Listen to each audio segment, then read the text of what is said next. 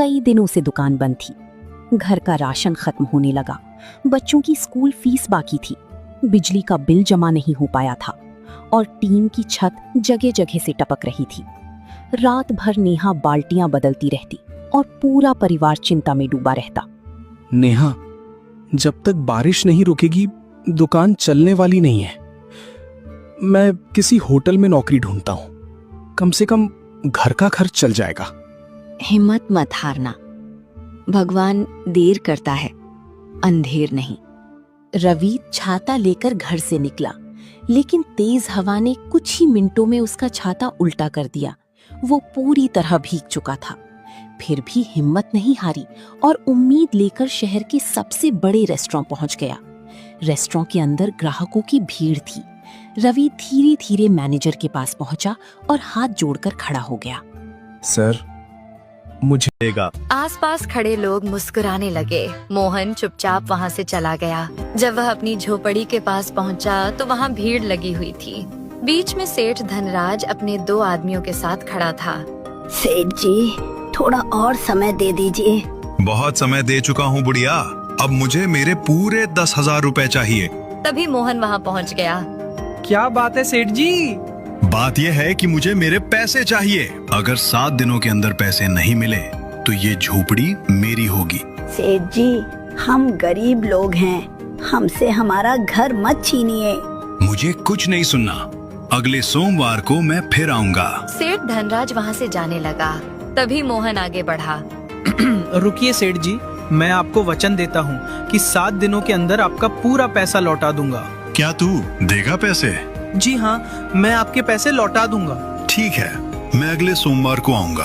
अगर पैसे नहीं मिले तो अगली सुबह सूरज निकलने से पहले ही मोहन काम की तलाश में निकल पड़ा।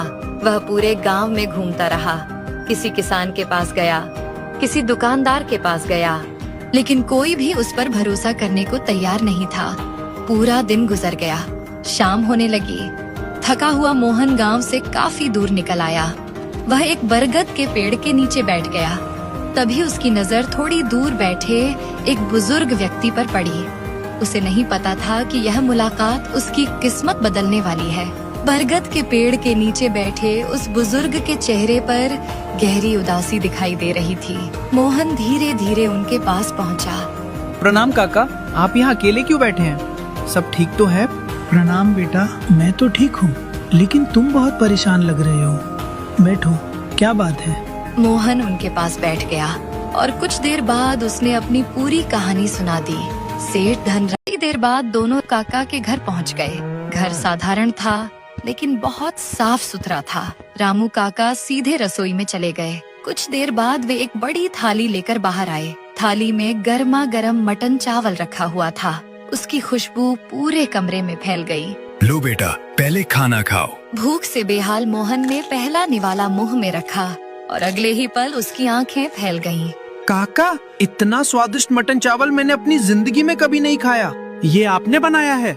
हाँ बेटा, ये मैंने ही बनाया है। रामू काका मुस्कुराने लगे। लेकिन इतना शानदार स्वाद कैसे? जब मैं जवान था तब बड़े बड़े शहरों में खाना बनाया करता था। कई सालों की मेहनत के बाद ये तरीका सीखा था। मोहन कुछ देर सोचता रहा, फिर अचानक उसके दिमाग में एक विचार आया।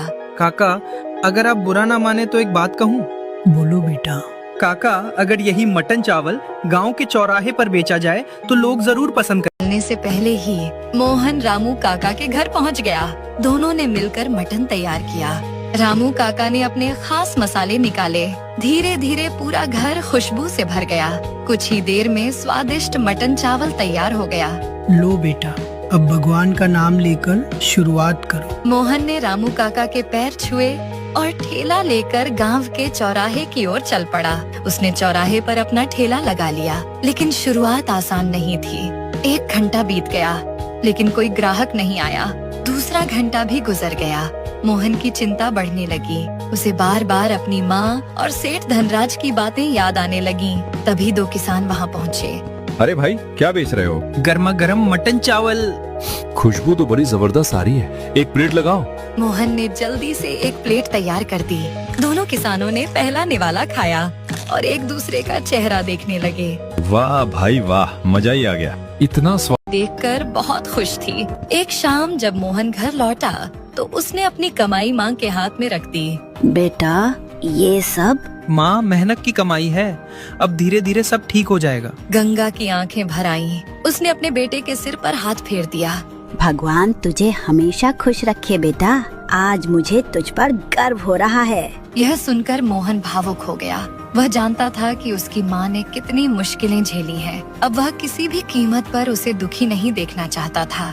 दिन बीतते गए। मोहन रोज थोड़ा थोड़ा पैसा बचाता रहा। उसके मन में सिर्फ एक ही लक्ष्य था, सेठ धनराज का कर्ज चुकाना। एक शाम उसने अपनी पोटली खोली और पैसे गिनने लगा। गिनते गिनते उसके चेहरे पर मुस्कान आ गई। काका, काका, क्या हुआ बेटा? पूरा पैसा जमा हो गया। अब मैं सेठ धनराज का पूरा कर्ज चुका सकता हूँ। रामू काका के चेहरे पर भी खुशी आ गई। मुझे पता था बेटा, मेहनत कभी बेकार नहीं। मोहन, 7 दिन पूरे हो गए, क्या मेरे पैसे तैयार हैं? मोहन कुछ बोलता, उससे पहले ही मटन चावल की खुशबू सेठ धनराज तक पहुंच गई। उसने बड़े बर्तन की तरफ देखा। तो मोहन, यही है वो मटन चावल जिसकी चर्चा पूरे गांव में हो रही है। जी सेठ जी, यही है वो मटन चावल। मोहन, पहले एक प्लेट मुझे भी खिलाओ। मोहन ने तुरंत एक प्लेट तैयार की। गर्मा गर्म चावल, नरम मटन और ऊपर से खास मसालों की खुशबू। सेठ धनराज ने पहला निवाला मुंह में रखा। उसकी आंखें आश्चर्य से फैल गईं। फिर उसने दूसरा निवाला खाया, फिर तीसरा। कुछ ही मिनटों में पूरी प्लेट खत्म हो चुकी थी। वाह मोहन, सच कहूँ ऐसा स्वाद मैंने पहले कभी नहीं चखा। अब समझ आया कि लोग तेरे मटन चावल की इतनी तारीफ क्यों करते हैं। भीड़ में खड़े लोग मुस्कुराने लगे, लेकिन मोहन का ध्यान सिर्फ एक बात पर था। उसने अपनी जेब से कपड़े की एक पोटली निकाली और सेठ धनराज के सामने